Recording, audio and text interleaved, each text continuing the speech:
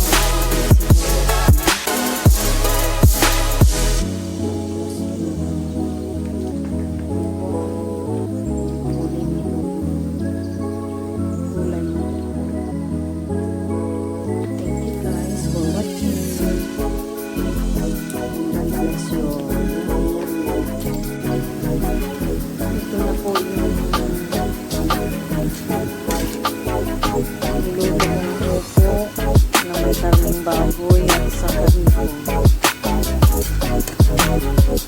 Malapit na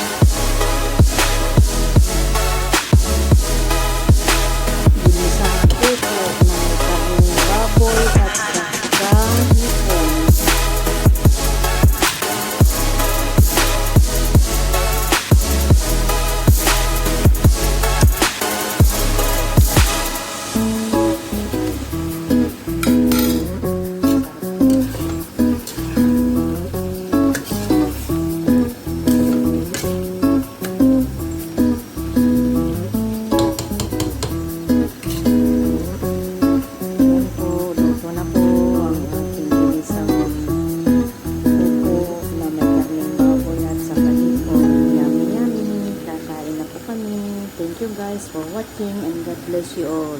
Kain na po tayo.